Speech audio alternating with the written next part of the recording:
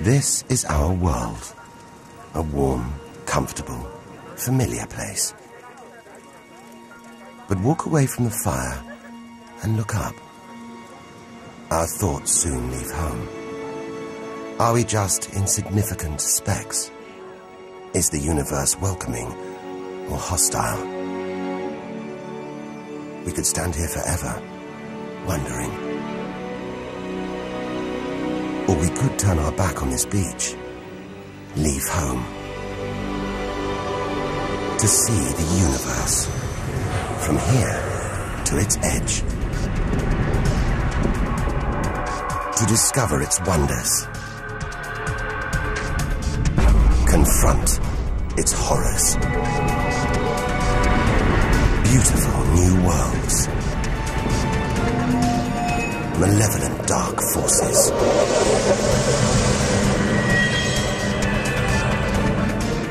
the beginning of time, the end of the world. Would we have the courage to see it through? Or would we run for home? There's only one way to find out.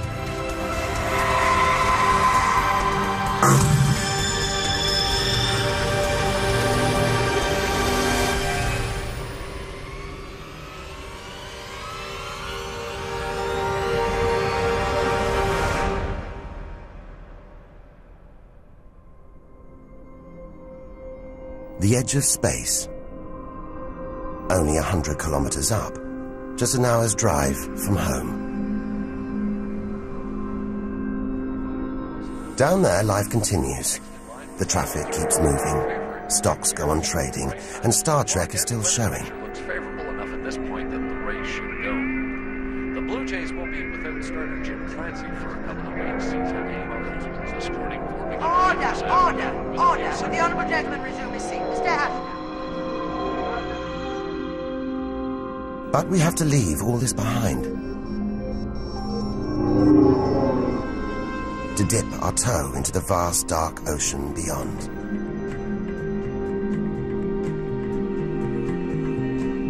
Into the shallows. Not too far from home. Onto the moon.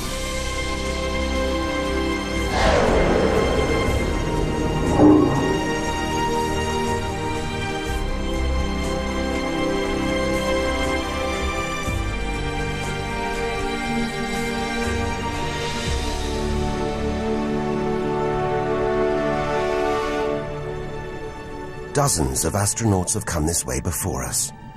12 of them have walked on the moon itself. Just over 400,000 kilometers from home. 3 days in a spacecraft. So close, it's as if we've barely left home. Familiar, safe, within sight of Earth.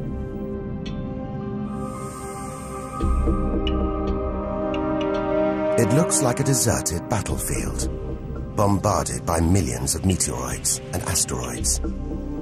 But it's quieter now. It's obvious there have been no major collisions for millions of years.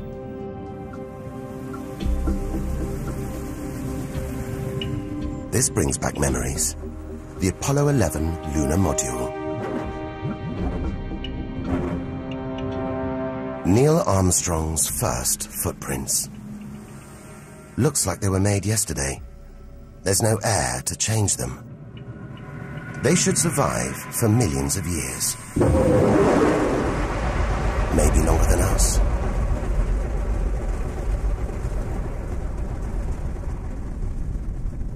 Our time is limited.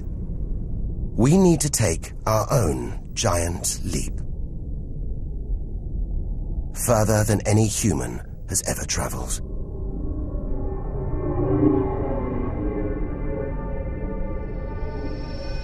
Out of the darkness, a friendly face. The goddess of love. Venus.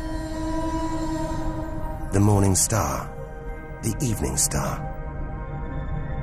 Sometimes she welcomes the new day in the east, Others, she says goodnight in the west. The planet's spectacular yellow clouds reflect the sunlight. That's why this is the solar system's brightest planet. A sister to our planet. She's about the same size and gravity as Earth. We should be safe here. But the Venus Express space probe is telling us these dazzling clouds are made of deadly sulfuric acid, that the planet's atmosphere is choked with carbon dioxide. It's ringing alarm bells.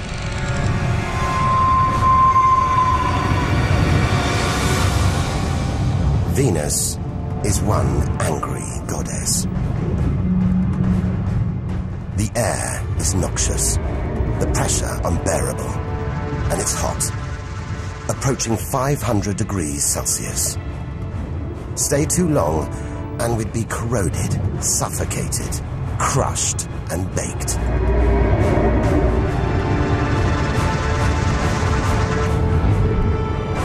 Nothing can survive here. Like this. It's a Soviet Venera robotic probe. Its heavy armor's been wrecked by the extreme atmosphere.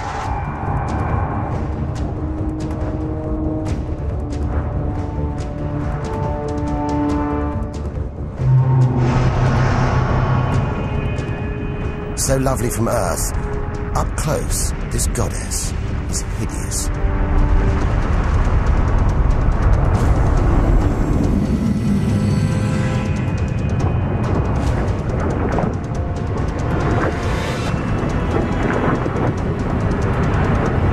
She's the sister from hell, pockmarked by thousands of volcanoes. All that carbon dioxide in its atmosphere is trapping the sun's heat. This is global warming gone wild. Before it took hold, maybe Venus was calm, more like her sister planet Earth. If that's true, this could be our planet's future.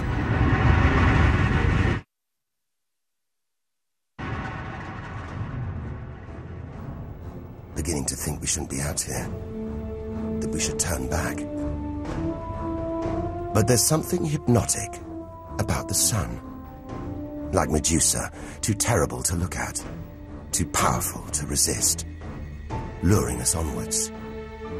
On, like a moth to a flame. Dwarfed by, scorched by the sun, it's Mercury.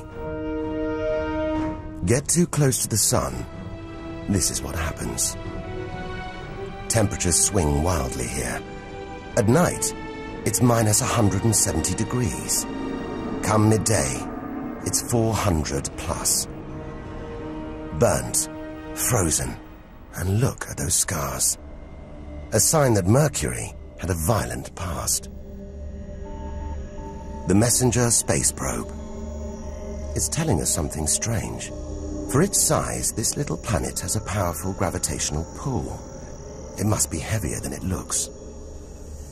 It's like a huge ball of iron, covered with a thin veneer of rock, the core of what was once a much larger planet. Maybe a stray planet slammed into Mercury, blasting away its outer layers in a deadly game of cosmic pinball. Whole planets on the loose, destroying anything in their path, even entire planets. And we're in the middle of it. Vulnerable, exposed, small. Everything is telling us to turn back. But who could defy this? The sun, in all its mesmerizing splendor. Our light, our lives. Everything we do is controlled by the sun, depends on it. And more than that, it's the Greek god Helios driving his chariot across the sky. The Egyptian god Ra, reborn every day. The summer solstice sun rising at Stonehenge. For millions of years, this was as close as it got to staring into the face of God. 150 million kilometers from home, a 20-year journey by plane. Switch it off, and it's so far away, we wouldn't know about it for a whole 8 minutes. It's so big, you could fit 1 million Earths inside it. So heavy, its gravity controls the entire solar system.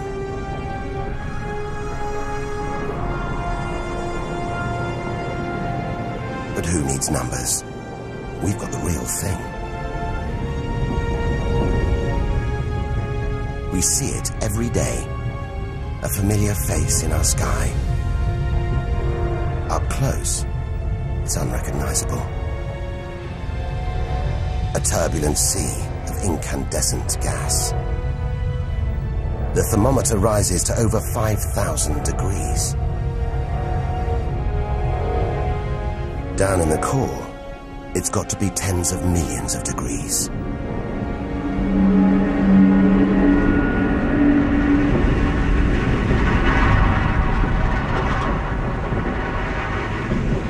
Hot enough to trigger a nuclear reaction, turning millions of tons of matter into energy every second. More than all the energy ever made by mankind. Back home, we see this energy as light, feel it as heat. But up close, there's nothing comforting about the sun. It's so full of electrical and magnetic activity, it's bursting out in these huge incandescent gas loops called prominences. Each one releasing more energy than 10 million volcanoes. You could get the Earth through one of these loops and still have tens of thousands of kilometers to spare.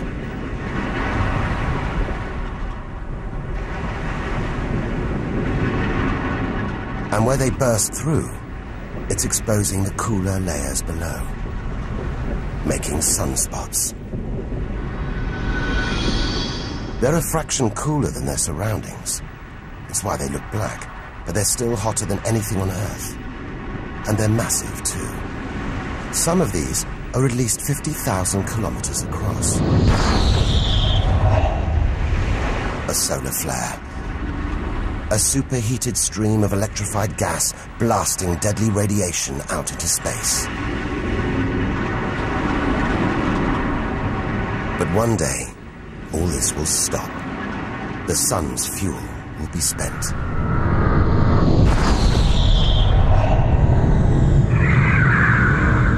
When it dies, that'll be it for the Earth as well.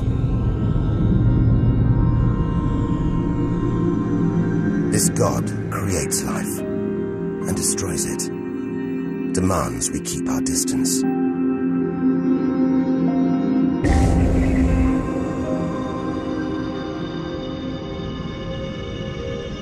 This comet has strayed too close.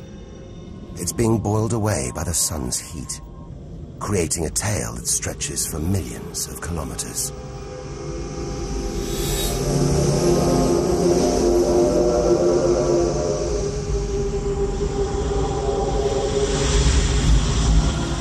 It's freezing in here. There's no doubt where this comet's come from. The icy wastes of deep space.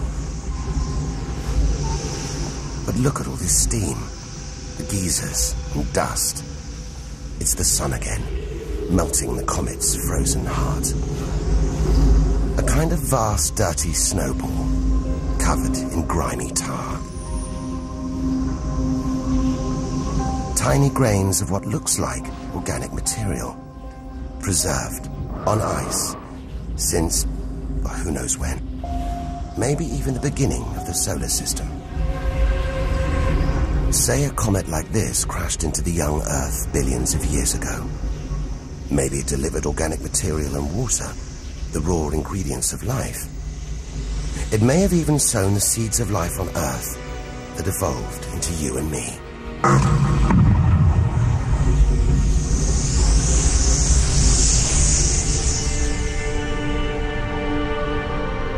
But say it crashed into the Earth now. Think of the dinosaurs. wiped out by a comet or asteroid strike. It's only a question of time. Eventually, one day, unless we can find a way to protect ourselves, we'll go the way of the dinosaurs. The Earth is safe. For now. But if life on Earth was obliterated, we'd be stuck out here, homeless, adrift in a hostile universe. We'd need to find another home.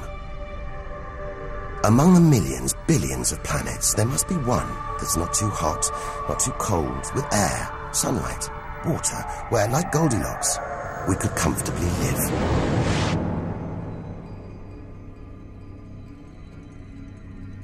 The red planet. Unmistakably, Mars.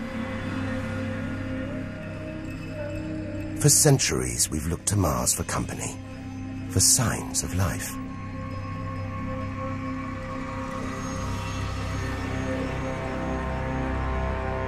Somewhere down there could be extraterrestrial life. But are we ready to find it?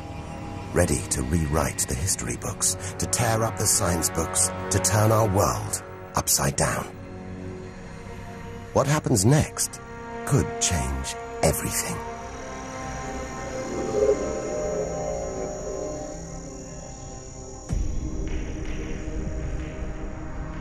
More than any other planet, Mars captures our imagination.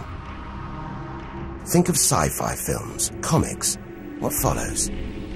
Martians. It's all just fiction, right? But what if there really is something here? If there is, it's living on a dead planet. The processes that make Earth habitable shut down hundreds of millions of years ago here. Red and dead, Mars is a giant fossil.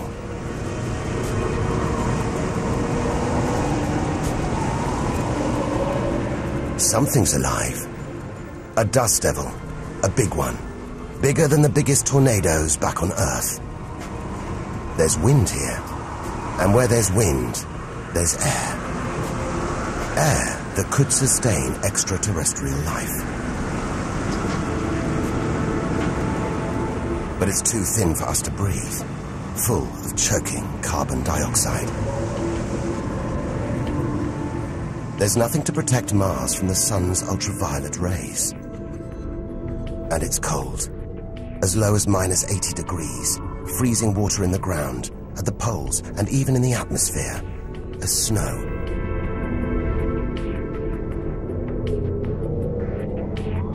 It's hard to believe anything could live here. But on Earth, there are creatures that survive in extreme cold, heat, and even in the deepest ocean trenches. It's as though life is a virus. It adapts, spreads.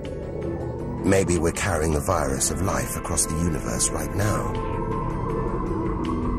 Even in the most extreme conditions, life usually finds a way. But on a dead planet, with no geological activity to replenish the minerals and nutrients in its soil, no heat to melt its frozen water, and all this dust, it's hard to see where we're going.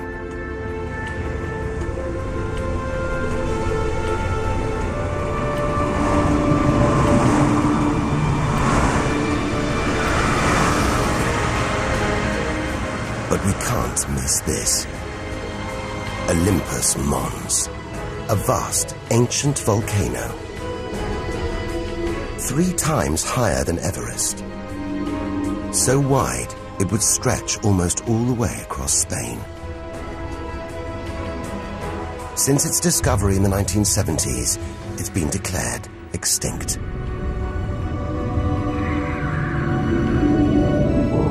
It looks like there's something happening on its slopes. It's as though lava has been flowing. But any lava flows should be long dead, obliterated by meteorite impacts. Unless this monster isn't dead after all. If it's not, there could be molten magma beneath the crust right now. This changes everything. Volcanic activity could be melting frozen water in the soil, recycling minerals and nutrients, creating conditions for life to exist.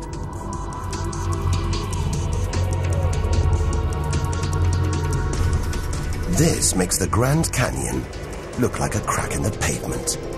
It goes on and on. So far, it would stretch all the way across North America. But look, signs of activity, erosion, and what looks like dried up riverbeds on the canyon floor. Maybe volcanic activity melted ice in the soil, sending water flowing through this vast canyon. Activity that we now know could still be melting ice, creating water. And where there's water, there could be life. If we can find running water, there's a chance we could find living creatures. Trundling across this desolate landscape, the NASA rover Opportunity. It's finding evidence that these barren plains were once ancient lakes or oceans that could have harbored life.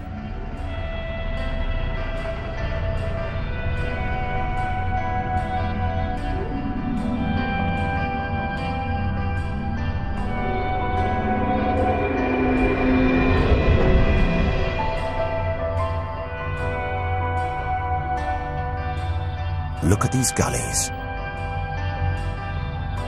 When probes orbiting Mars pass over them, they keep spotting new ones. More proof that Mars is alive and kicking. That there may be water flowing beneath the surface, creating these gullies. Water which could be sustaining Martian life.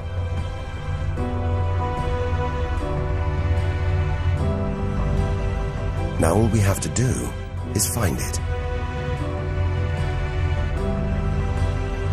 Unless we've already found it. Not on Mars, but on Earth.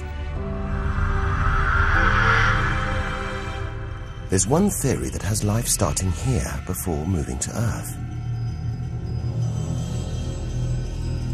The idea is that an asteroid impact blasted fragments of Mars, complete with tiny microbes, out into space and onto the young Earth, where they sowed the seeds of life itself. No wonder we find Mars fascinating. It could be our ancestral home. If it's true, it means we're all Martians. The Mars we thought we knew is gone, replaced by this new, active, changing planet. And if we don't know Mars, possibly the solar system's most studied planet, what else don't we know? There must be other secrets out there, waiting to be discovered.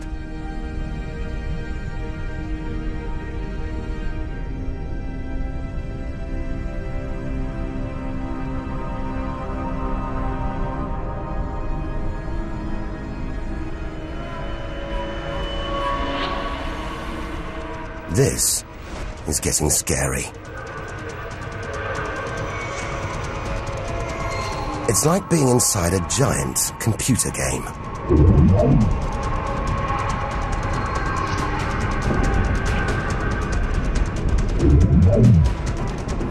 But these are all too real. Asteroids, some of them hundreds of kilometers wide. This one must be about 30 kilometers long. And look, perched on it, a space probe. Can't have been easy parking on an asteroid traveling at 80,000 kilometers an hour. It's a lot of effort to investigate some rubble. Rubble that regularly collides, breaking up and raining down on Earth as meteorites. Magical tokens, supernatural omens, and more than that. Turns out it was rubble like this that came together to make the planets, including our own.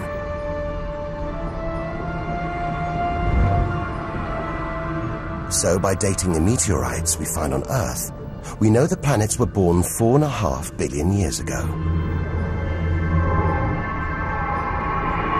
These are the birth certificates of our solar system, of our planet. But for some reason, these rocks didn't form into a planet. Something must have stopped them. Something powerful.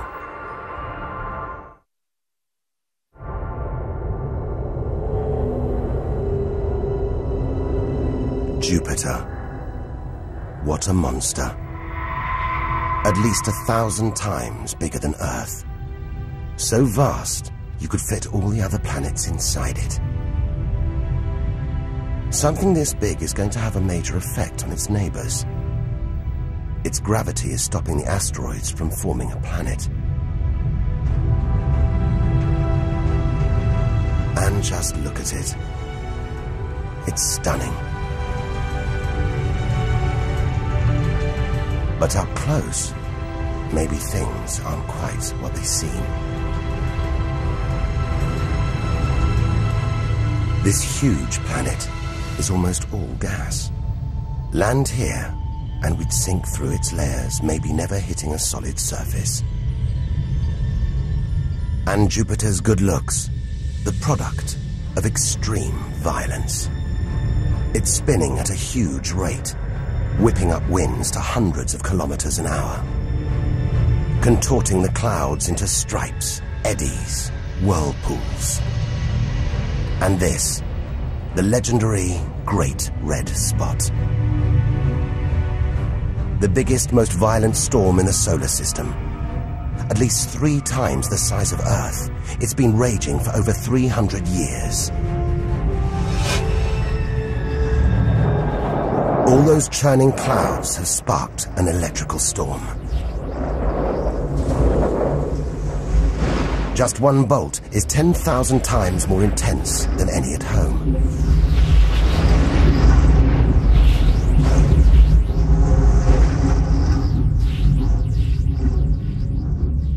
It seems the best place, the safest place to see Jupiter is from a distance. That's just beautiful, dancing round the poles like the aurora back home. But the Geiger counter is going wild. It seems even these are deadly, generated by lethal radiation pulled from space by Jupiter's powerful magnetic field. We're beginning to realize out here, nothing is what it seems. The universe is full of contradictions, deceptions, traps. Right now, we need a safe haven, somewhere to find our feet, catch our breath. Maybe this, the multicolored moon Io, is it?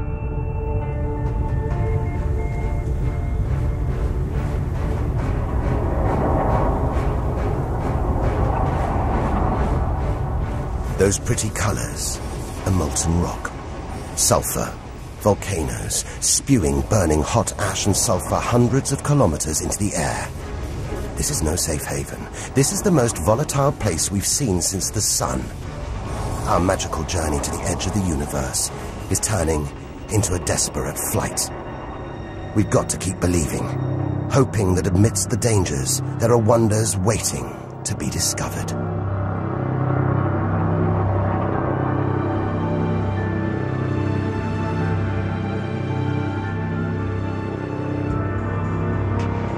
$650 million kilometers from home.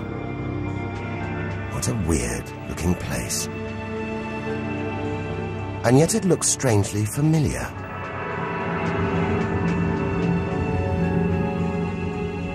A bit like the Arctic with all that ice, all those ridges and cracks.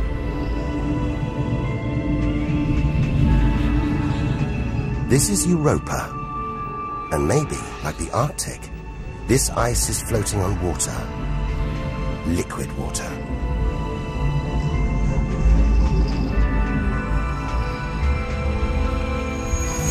It's an intriguing thought. But we're 800 million kilometers from the sun. Surely Europa is frozen solid.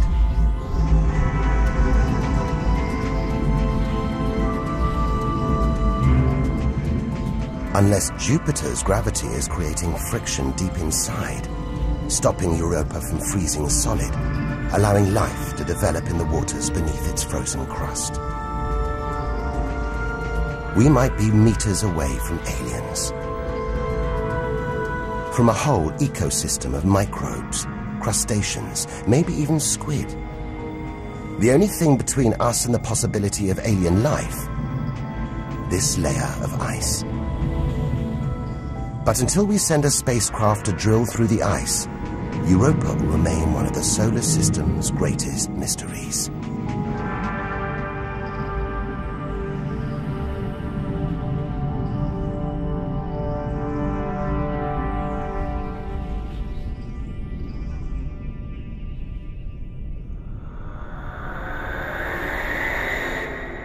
It's captivated our imaginations, haunted our dreams.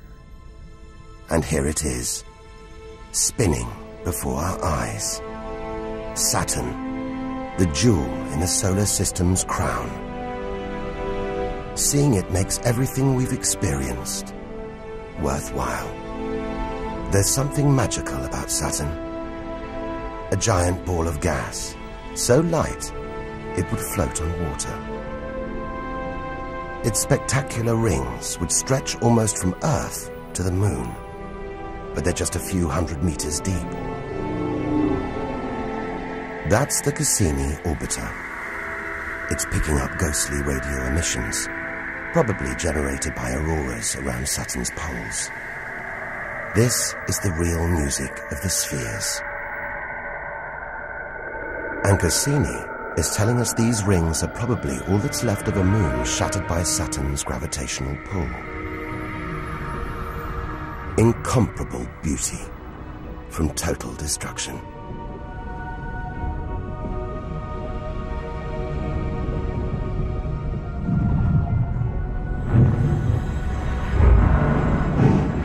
Billions of shards of ice, some as small as ice cubes, others the size of houses. They collide, break apart, reassemble.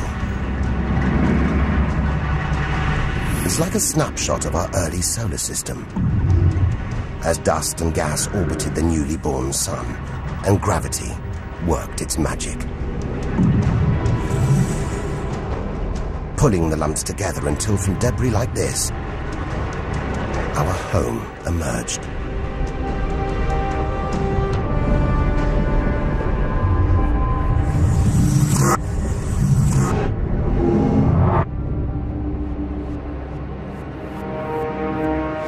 We could stay here forever, gazing at Saturn's seductive allure.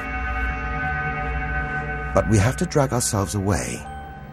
We've got so much further to go, so much more to learn. Which isn't easy when the largest object in sight is this moon, wrapped in thick clouds. Titan.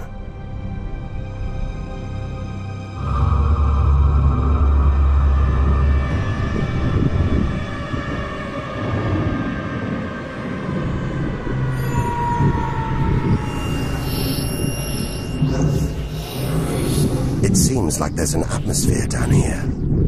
There's wind, rain, even seasons. And look at these rivers, lakes and oceans. It's the most similar place to Earth we've seen so far. Maybe it was worth tearing ourselves away from Saturn after all. Except that's not water. That's liquid natural gas. There must be hundreds of times more natural gas here than all the Earth's oil and gas reserves. If we could get it home, it could power our cities, fuel our cars for thousands of years. Or maybe, one day, we could use it here to fuel a colony, assuming there isn't life on Titan already. The Huygens space probe, dropped onto Titan's surface from Cassini, is here to find out. It's telling us there are organic materials in the soil, but it's so cold, minus 180 degrees. There's no way these could come together to form life. Unless Titan warms up. The sun is predicted to get hotter. When it does, maybe life will spring up here, just like it did on Earth billions of years ago. As the Earth gets too hot for us, maybe we'll move to Titan. One day we might call this distant place home.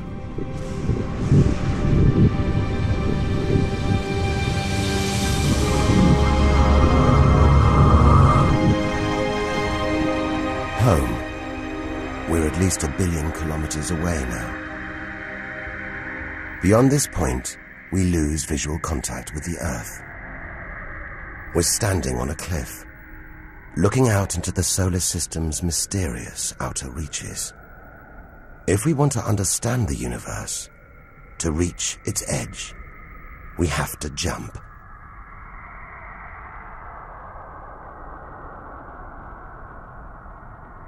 Unseen from Earth, unknown for most of history, we're in the solar system's outer reaches. It's like diving down into the deep ocean.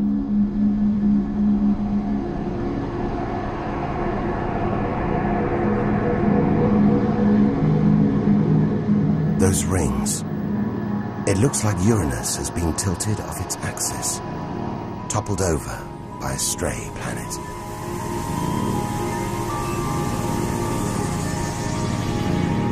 It's eerie out here. Already beginning to feel small, lonely. Maybe this is how we'll feel, what we'll find at the edge of the universe.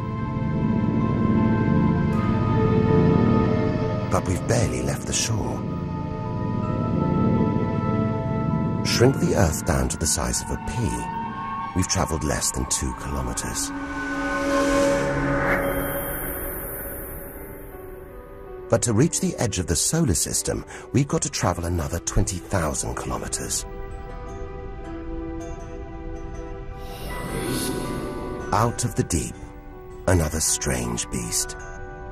The god of the sea, Neptune. This giant is swathed in methane gas. And look, a storm the size of Earth, whipped up by savage 1,500-kilometer-an-hour winds. Back home, it's the sun that drives the wind, but Neptune's too far away. Something else must be creating these ferocious winds, but nobody knows what. Our solar system is huge. It's alarming how little we really know about it.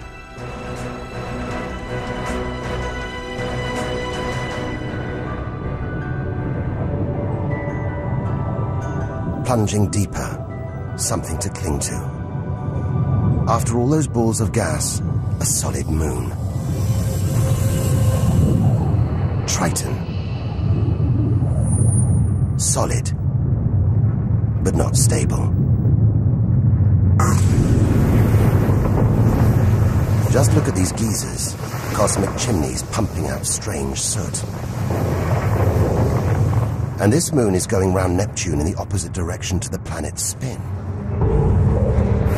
A cosmic battle of wills that this angry moon is always going to lose.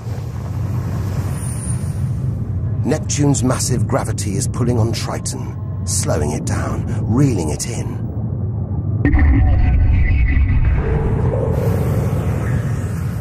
One day, it'll be ripped apart by Neptune. And that's it.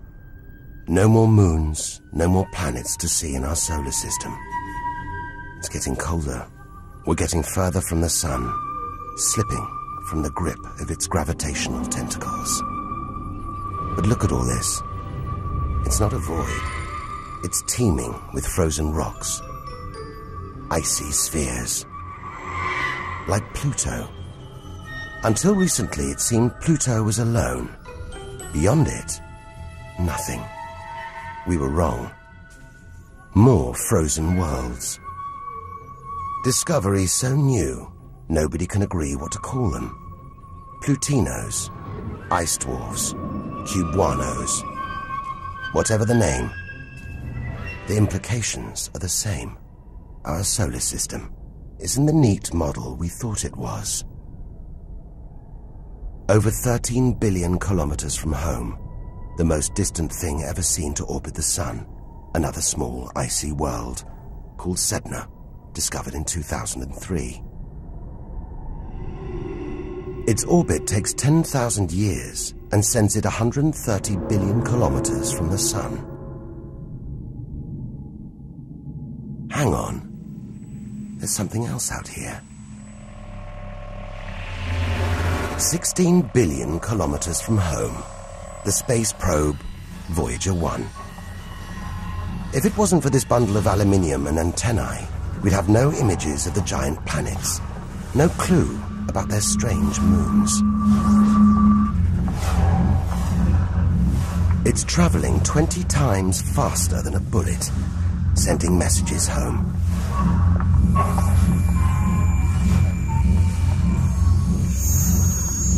And look, on its side, that gold panel, a kind of intergalactic message in a bottle.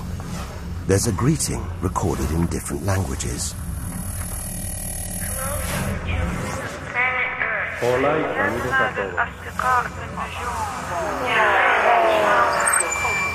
And a map showing how to find our solar system. But if you're in the jungle, is it wise to call out? Anyone, anything could hear our call, find out where we live, and come knocking, friendly or not.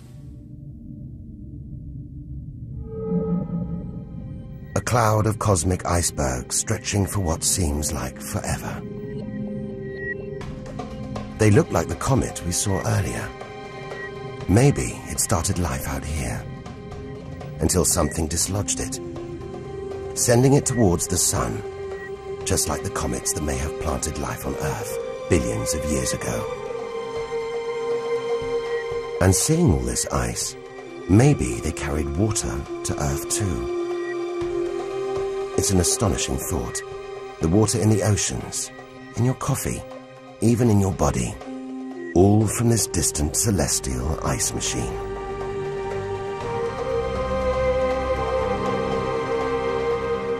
We're 8 million, that's 8 trillion kilometers from home. But in reality, this is only a baby step. Ahead, trillions of kilometers, billions of stars. This is it. Time to stop looking in and start looking out. To step out into the big, wide universe. Into interstellar space.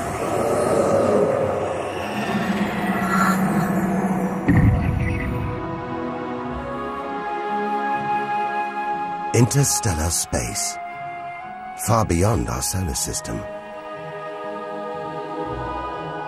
What a view.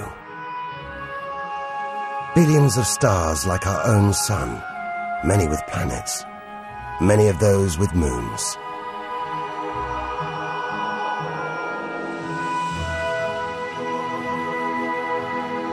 It's hard to know which way to go. There are infinite possibilities in every direction. Whichever way, we're going to need a serious burst of acceleration.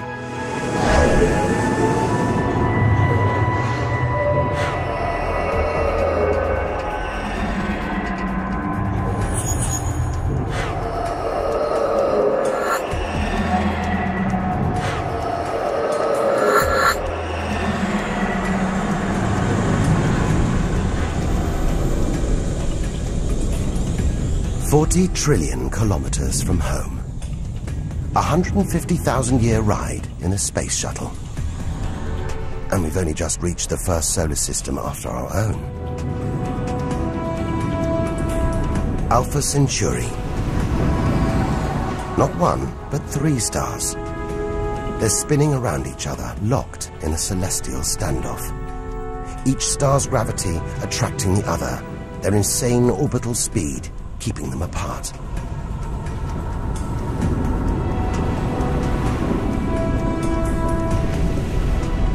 Get between them, and we could be flung into the face of one of these stars. Vaporized, trillions of kilometers from home, So far, the kilometers are becoming meaningless. We're going to have to talk in light years.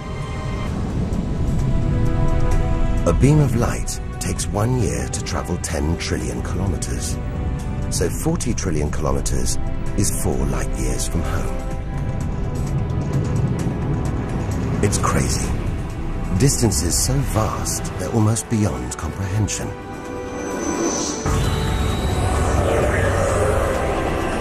And exciting. Who knows what strange worlds lie ahead? What we'll discover when, if we reach the edge of the universe.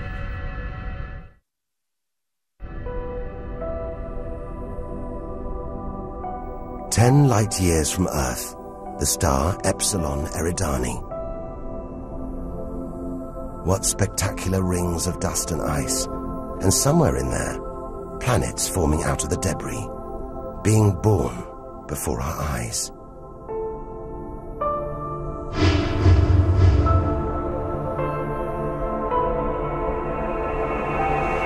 Asteroids and comets everywhere.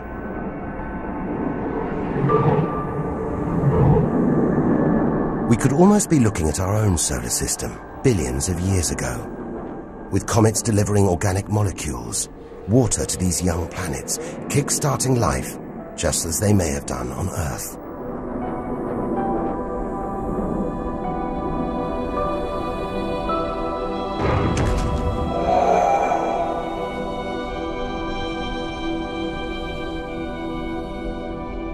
At the center of all this action, a star smaller than our sun. It's still in its infancy. Any life in this solar system would be primitive at best.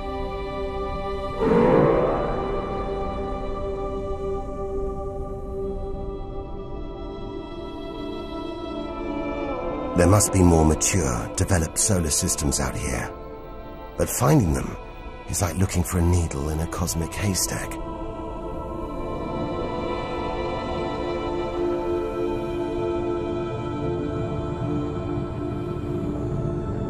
"20 light years from Earth. Star Gliese 581.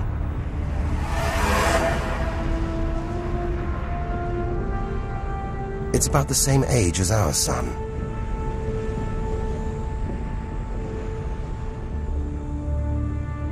And orbiting it, this planet. It's just the right distance from its sun.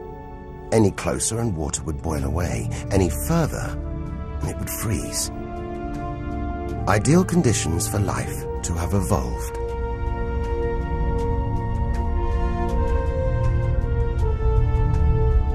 And if comets have struck, delivering water and organic materials, then life, complex beings like us, even civilizations like our own, could be down there, right now. And if there are, even at this distance, they could be tuning into our TV signals, watching shows from 20 years ago. And here's your host, Joe Dublin. But until future generations can find a way of communicating over these vast distances, all we can do is speculate. Us and them, living parallel lives, unaware of each other's existence. Unless life has been and gone.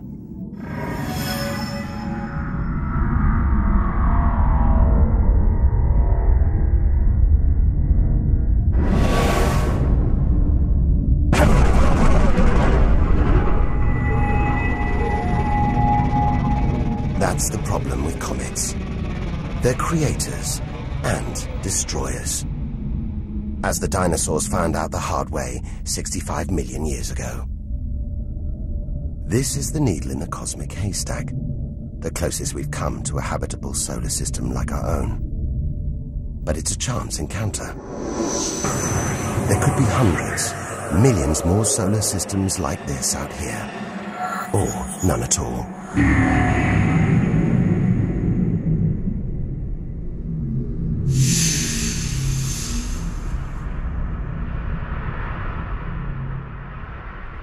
this is vast.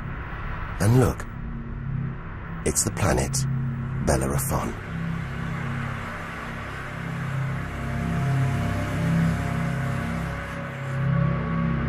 So close to its own sun, it's a miracle it was discovered at all. Problem is, from Earth, we can't see planets this far out. They're obscured by the brilliance of their neighboring stars. But the planets have a minute gravitational pull on those stars. Measure these tiny movements trillions of kilometers away, and we can prove they exist.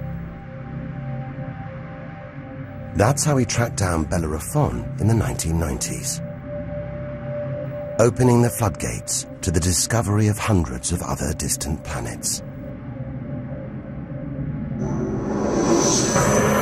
65 light years from Earth. Tune in on this bright star, and you'd pick up TV signals from Hitler's Berlin Olympics.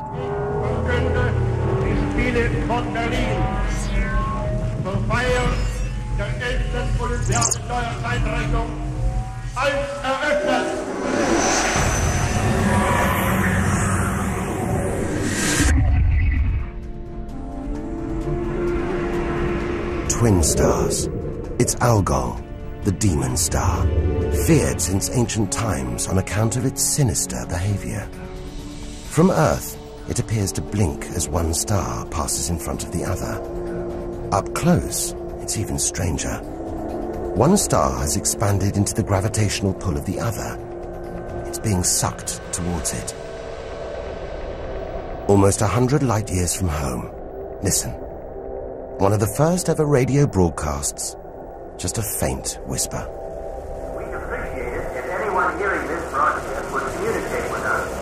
We are very anxious to know how far the broadcast is reaching. And then silence. From here on out, it's as if Earth never existed. Any aliens living beyond here will have no idea we're there. It feels like a lifetime ago we stood on that beach, looking up at the sky, wondering where and how we fitted in. It's time to appreciate the wonders we're seeing, not just for what they tell us about our own world. It's what they can tell us about the whole universe, its past and its future.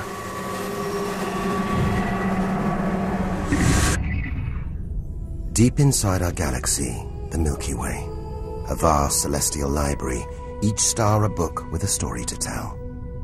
It's all here, waiting for us to lift the cover. The seven sisters, daughters of the ancient Greek god Atlas, transformed into stars to comfort their father as he held the heavens on his shoulders.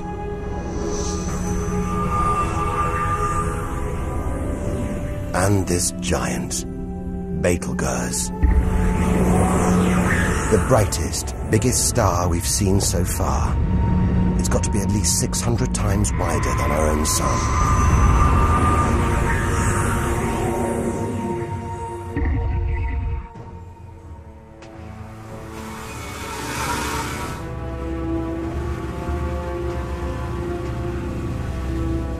But this, it's not a star. Not a planet. Not like anything we've ever seen.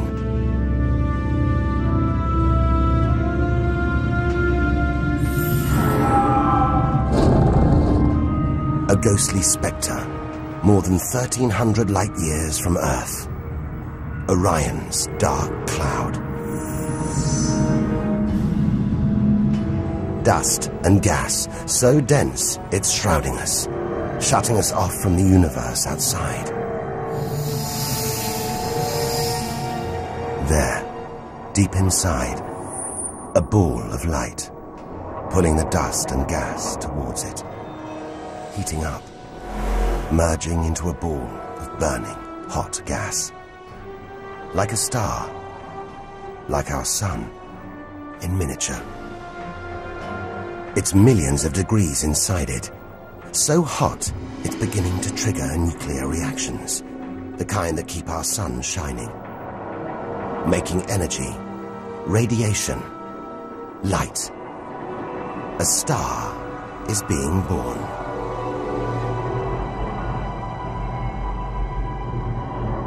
Or rather, stars.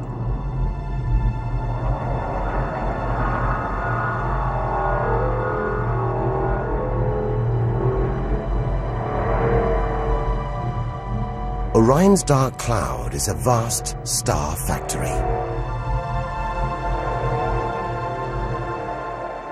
We're witnessing the birth of the future universe.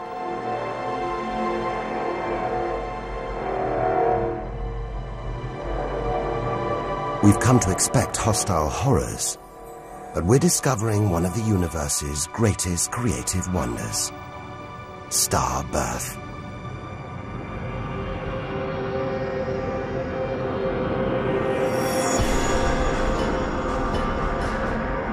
Perhaps we spoke too soon.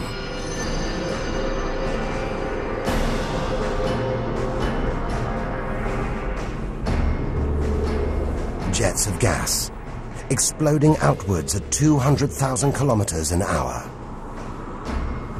blasting dust and gas out for millions of kilometers.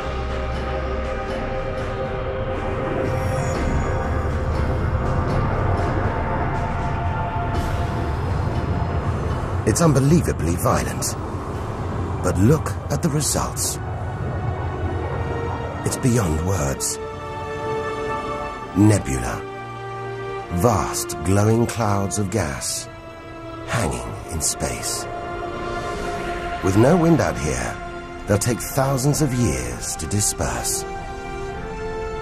They seem to be forming a vast stellar sculpture. It makes you realize nature is more than a scientist, an engineer. It's an artist on the grandest of scales. We've seen some strange sights, but this is a masterpiece. A giant horse's head rearing up in space.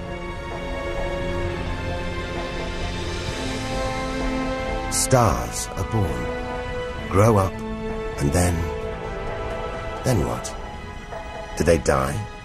Do they slip quietly into the night, or go out with a bang?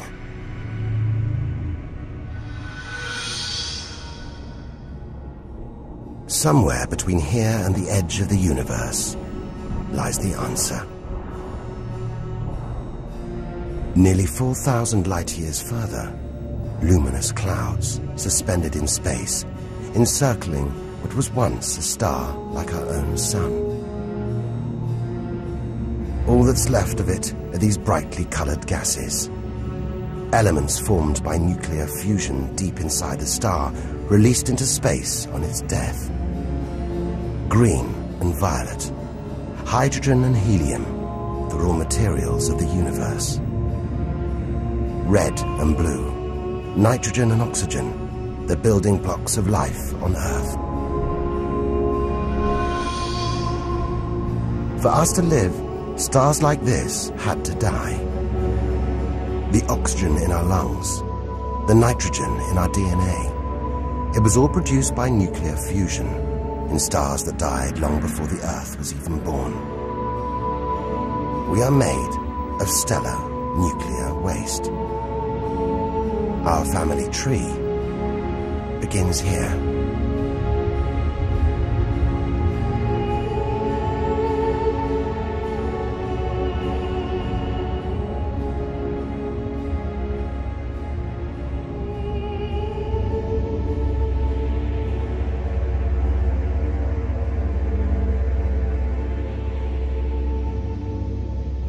At its heart, the ghost of a star. It's a white dwarf. White, hot, small, but unbelievably dense. In the star's dying moments, its atoms fused and squeezed together, making it so dense that just a teaspoon of this white dwarf would weigh 1 ton.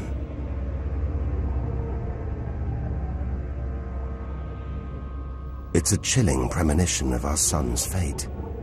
6 billion years from now, it'll become a white dwarf. Its death will herald the end of life on Earth.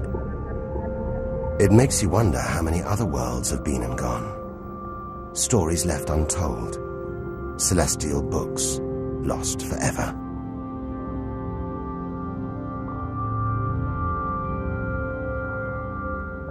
But the greatest story of them all is still to be told.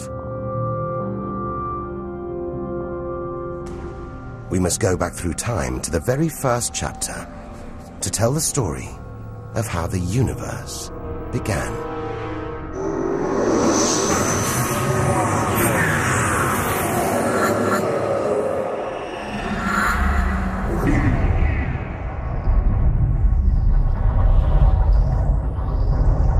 The scattered remains of a dead star. A nebula, the Crab Nebula. We're 6,000 light years from home, deep inside a stellar graveyard. We've learned so much, seen things we'd never have believed possible. Now, sights like this, wonders once beyond imagination, we take in our stride. We're ready. Ready to face whatever lies ahead, determined to reach the edge of the universe. It looks dead, but maybe this is just the calm after the storm, after a massive explosion, powerful enough to turn a huge star into a cloud of dust and gas, a supernova.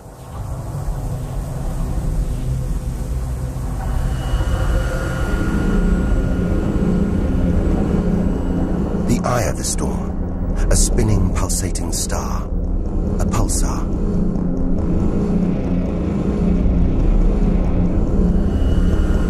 Gravity must have squeezed the giant star's core down to this. It's just 20 kilometers across, unimaginably dense. One pinhead of this would weigh hundreds, maybe millions of tons. As it shrank, like a figure skater spinning on the spot, arms outstretched, then pulling them in, it began to spin faster. Two beams of light, energy, radiation, spinning 30 times a second, powering the huge cloud of dust and gas. There's so much radiation here, more even than on the sun.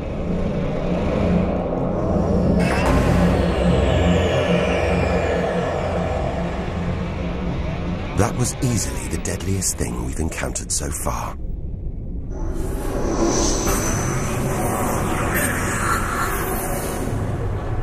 Once, it would have terrified us. But now we realize that without the dangers, there'd be no wonders. Without the nightmares, there'd be no dreams.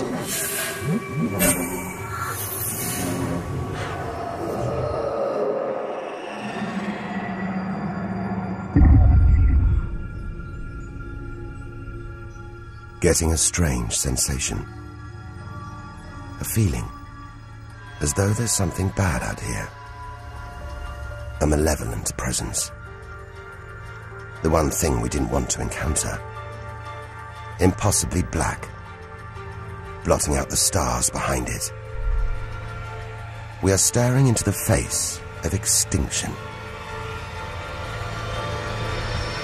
The remains of a giant star. A black hole. Instead of contracting to a white dwarf or a pulsar, it just kept on going. Shrinking until it got so small it's just a few kilometers across. Far denser than a pulsar and impossible to resist.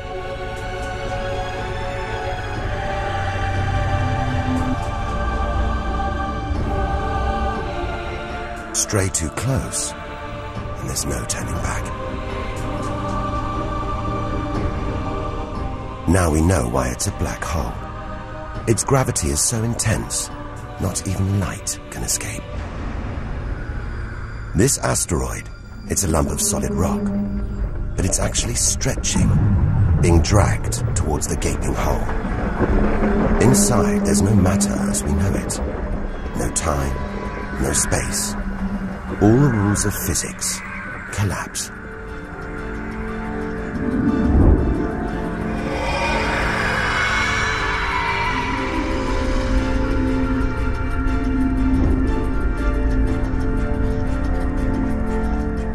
The asteroid is gone.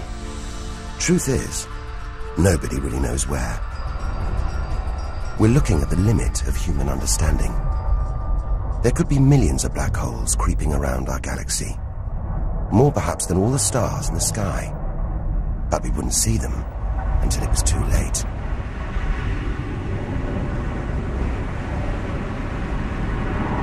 Like this star, spiraling, disappearing down an invisible plug hole.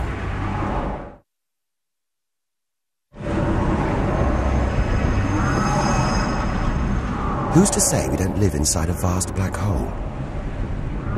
That the whole universe isn't inside one right now, inside another universe. Think about it for too long, and your mind reels. Sometimes it feels like the more we see, the less we know. But we do know our galaxy is more complex and more dangerous than we ever imagined. And we're still in our own galaxy, the Milky Way. The vastness of the universe beyond still lies ahead. The wonders, the dangers, the secrets, they're out there. But first, we've got to find a way out of the Milky Way.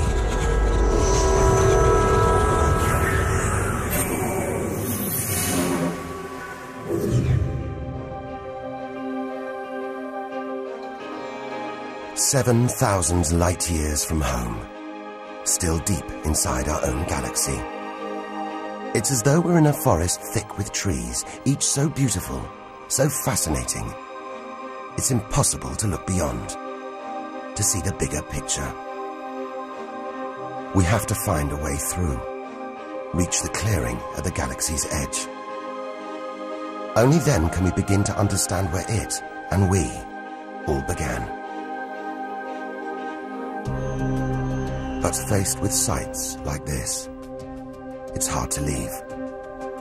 A colossal glowing cloud topped by these great towers of dust. The pillars of creation. Like a gateway into the far galaxy. Both pillars studded with tiny protrusions. Embryonic star systems. Each one the size of our solar system. Another monument to nature's astonishing creativity. We have to ignore its captivating beauty, its siren song, tear ourselves away, in order to carry onwards towards the edge of the galaxy.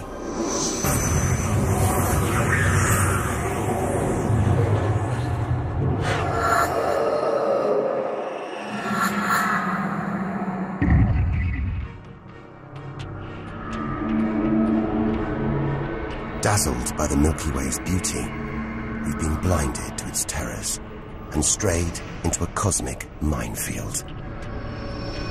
Like an explosion in slow motion, giant clouds of gas are bursting out of this star. A massive star, millions of times brighter than our sun. It's going into meltdown. The fuel that sustains it is running out. The nuclear reactions that power it winding down. We're watching its death throes. Eventually, the core will implode. The result, a new black hole.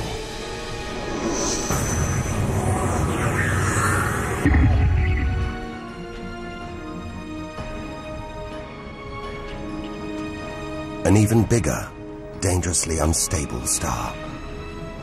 But this one's about to explode.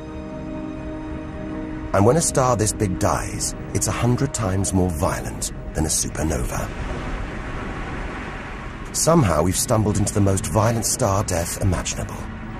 A hypernova.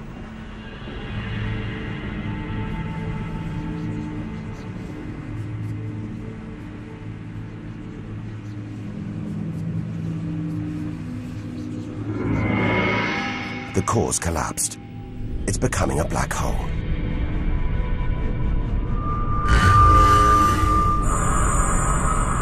And that's the shockwave, surging through the star, ripping its outer layers into space.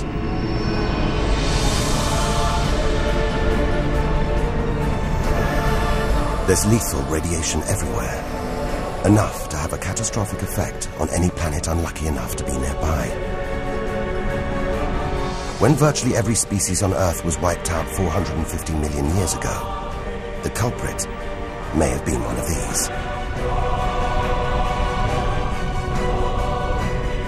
Deadly hypernovas, frozen comets, scorched planets, white dwarfs, red giants, Earth. Tiny drops in a vast pool of white light. Our home galaxy, the Milky Way. We want to know where we fit in.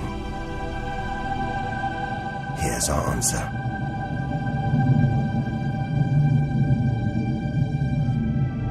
Civilizations, past and present. Everyone that's ever lived. The smallest bug, the highest mountain, all of it invisible, not even a tiny speck.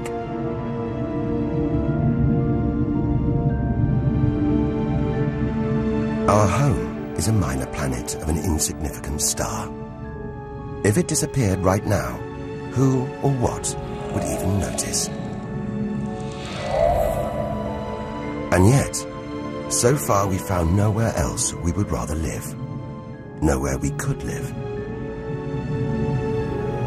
It's only now, far from home, that we're beginning to truly appreciate it.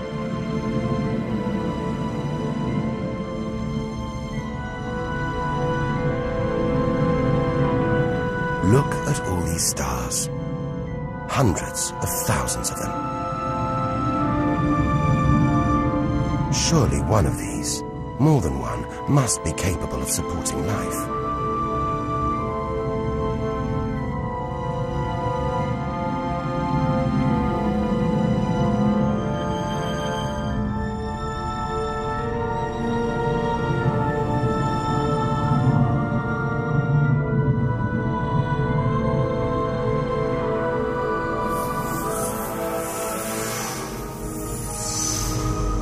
Maybe here, in this swarm of stars, the Great Cluster.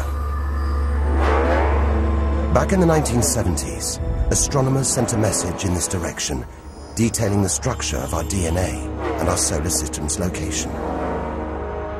But it's so far from home, the message won't arrive for at least another 25,000 years. We haven't found alien life yet. But neither have we found any reason to believe it isn't out here, somewhere. There's an equation, devised to estimate the number of other advanced civilizations. Crunch the numbers, and the result is shocking. There could be millions of civilizations, just in our own galaxy.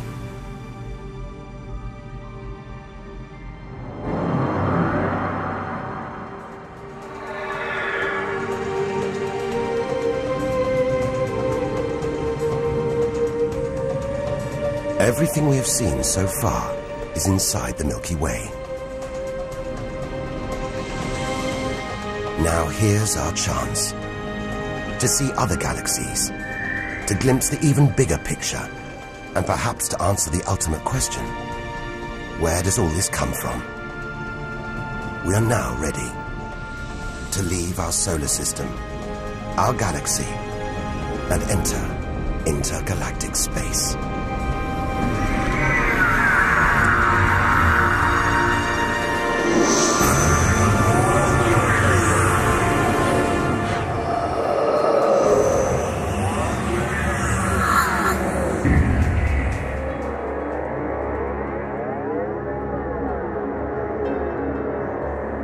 Beyond the Milky Way, through the vast expanse between galaxies, against all the odds, we've made it to intergalactic space.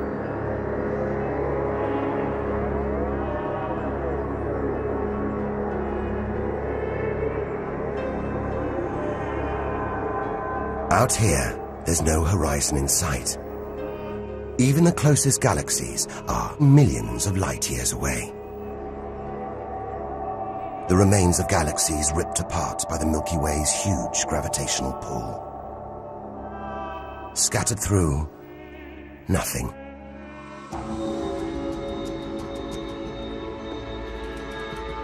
This is as close as the universe gets to a perfect vacuum. But even this isn't totally empty. There are thin wisps of gas, fine traces of dust, and something else. Dark matter. So mysterious we can't see it, feel it, taste it, touch it, or even measure it. Yet so common, it could make up over 90% of all the matter in the universe. If dark matter does exist, it means there's no such thing as empty space. Even out here, we're surrounded by matter. We only know it exists because of the strange hold it exerts on galaxies, like this one, the Large Magellanic Cloud.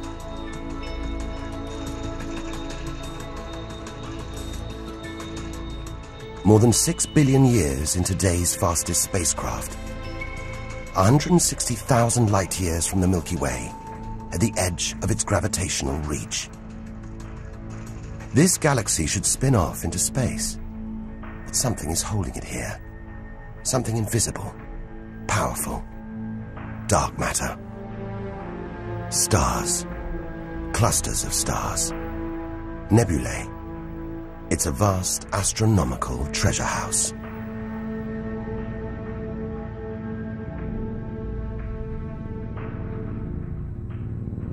But look at this. It's like a string of gleaming pearls. It's a fireball, expanding out from what must have been a massive explosion. A supernova. So bright that when light from the explosion reached the Earth in 1987, it was visible with the naked eye. And so violent, it triggered a string of nuclear reactions, forcing atoms together, creating new elements. Gold, silver, platinum, blasting them out into space.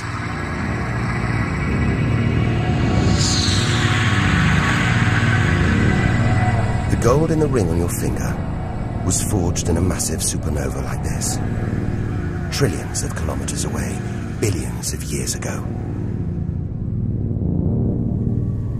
Before we left home, the universe seemed separate. Something out there, up in the sky. We were wrong. The story of the universe is the story of every one of us.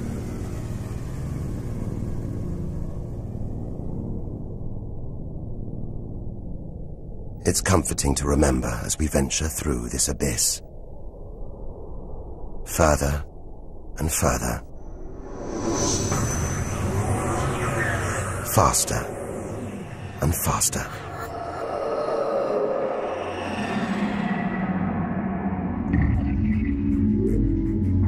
The Andromeda Galaxy, 2.5 million light-years away. It's moving through space at nearly 1 million kilometers an hour. Everything in space is moving apart like shrapnel from an explosion. We're seeing this galaxy as it was when our ape-like ancestors first walked across the African plains.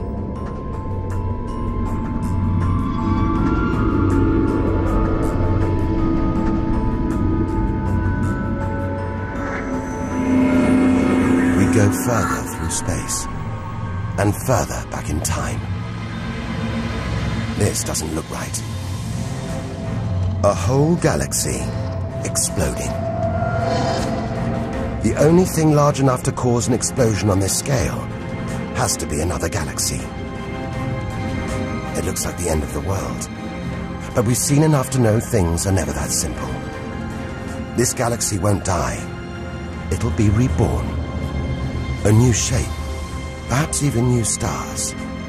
As dust and gas collide, creating friction, shockwaves, triggering the birth of stars.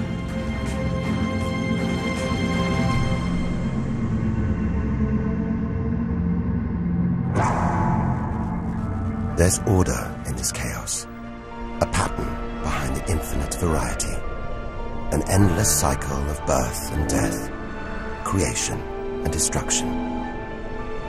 It's a pattern woven through the vast fabric of space that binds each of these galaxies. There are billions of galaxies in the universe, each with billions, even trillions of stars. Possibly more stars than there are grains of sand on all the beaches on Earth.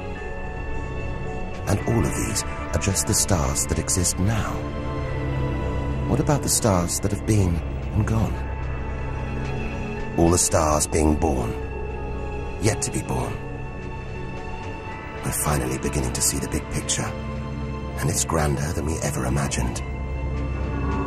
This galaxy, the huge pinwheel galaxy, is so far from Earth that if we send a message home now, it'll take 27 million years to get there.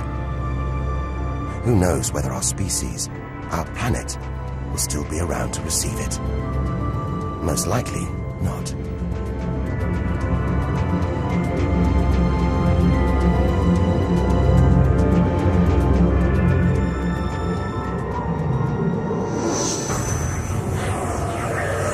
We travel on, back through time.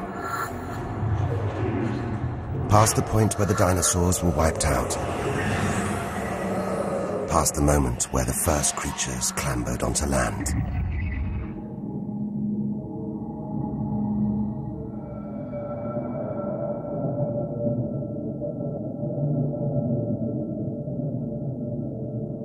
"2 billion light years from home. Closing in on the edge of the universe, going back to the beginning of time. This isn't a galaxy. It's brighter than hundreds of galaxies put together. A blinding beam of energy bursting out for trillions of kilometers. Something this big, this bright, must be incredibly powerful. Experience tells us, out here, power equals danger. It looks like a quasar, the deadliest thing in the universe. If it is, then our journey could be over, just as the end is almost in sight.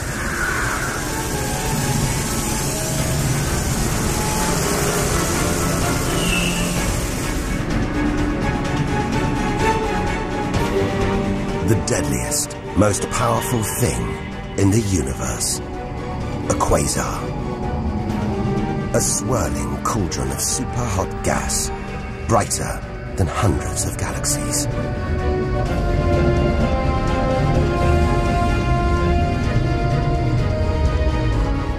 The source of this awesome power lies deep inside the heart of the beast.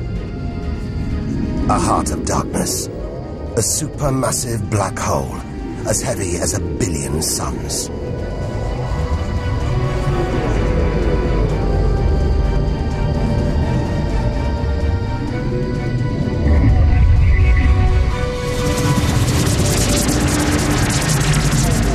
It's ripping apart whole stars, sucking their gases into the quasar, devouring them, until they're nothing, lost forever from the visible universe.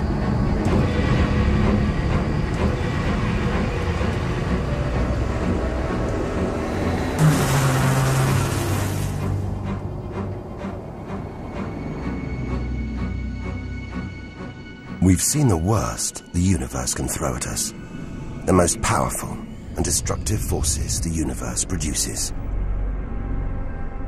Now it's on to the very edge of the universe. It's almost within reach.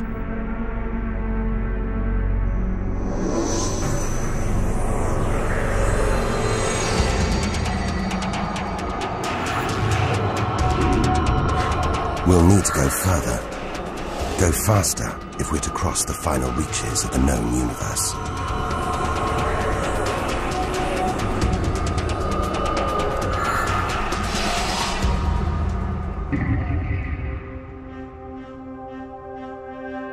"8 billion light years from home. More galaxies. But these look different. Ragged, small, close together. We're so far back in time, we're seeing these galaxies as they were before the Earth was even born. They're still young, still growing. We're getting closer to where and how it all began. 12 billion years ago.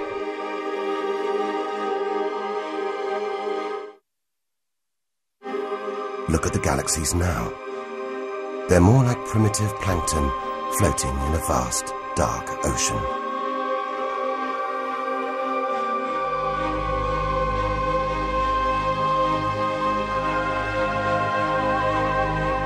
It's magical. Clouds of dust and gas, dancing, forming a shape, merging to make embryonic galaxies. This is how our own galaxy was born.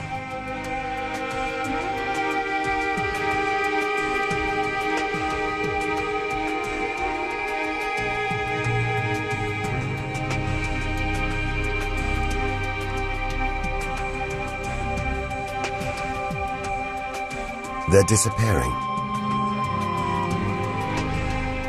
We've gone back before the stars were born.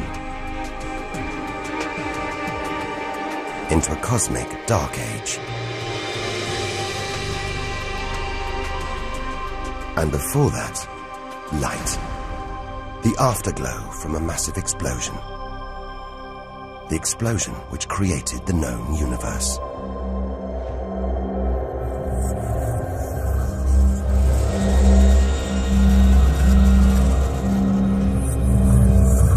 We're almost there.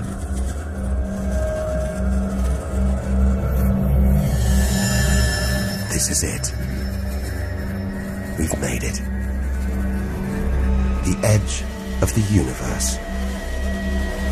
130 billion trillion kilometers from home. 13.5 billion years ago.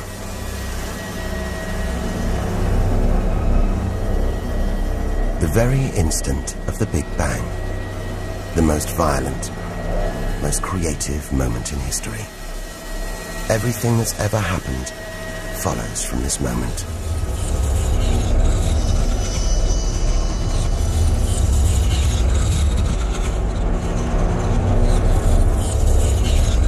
Every religion, every culture has pondered it. But we still don't know what sparked this act of creation, or why. This is where our journey ends, and the universe begins.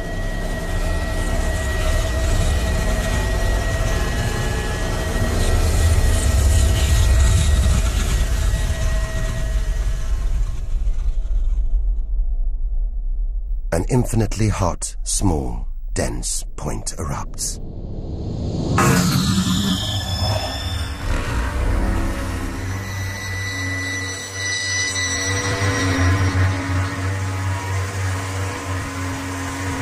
Creating space, time, matter, our universe itself. First, it's the size of a subatomic particle. The tiniest fraction of a second later, it's big enough to hold in the palm of your hand. Moments later, it's the size of the Earth.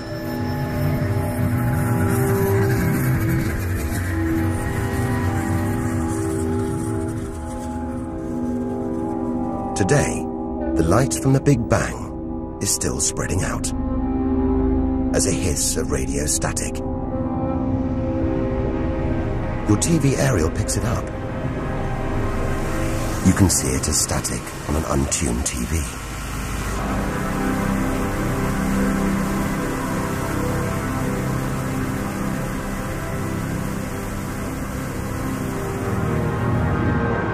We go on. Forwards through time, riding the blast wave. All the things we've seen on our journey are sparks flying out from the Big Bang. Galaxies, stars, planets, all just debris.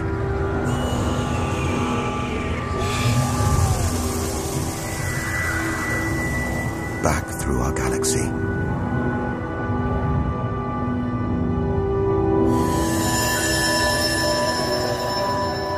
Our solar system. Until we reach another cooling cinder, swirling in the afterglow of the Big Bang. The Earth.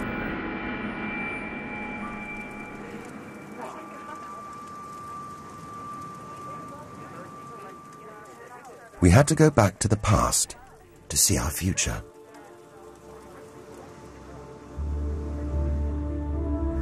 Three billion years from now, the vast Andromeda galaxy smashes into our own. A new galaxy is born. The sun and planets survive, but they've been thrown into a huge looping orbit around the new galaxy. The sun is becoming a red giant, swallowing up Mercury and Venus, scorching our planet's surface, destroying all life on Earth.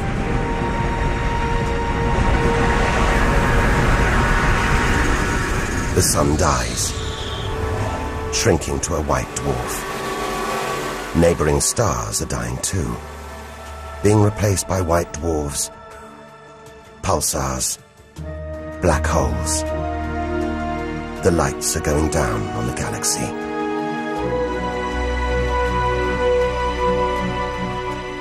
Since the Big Bang, the universe has been fading, dying, not with a bang, but with a long, drawn-out whimper.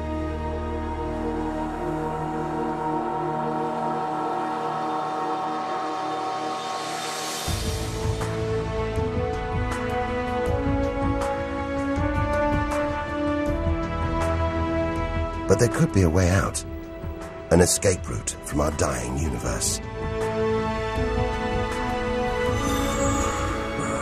It might be possible for our distant descendants to find a shortcut through space and time. A wormhole. If there are other universes, it could take our descendants from our doomed universe into a parallel one, where they could find another Earth, still in the prime of life. If they're lucky enough, they will live on in a new universe. A new home.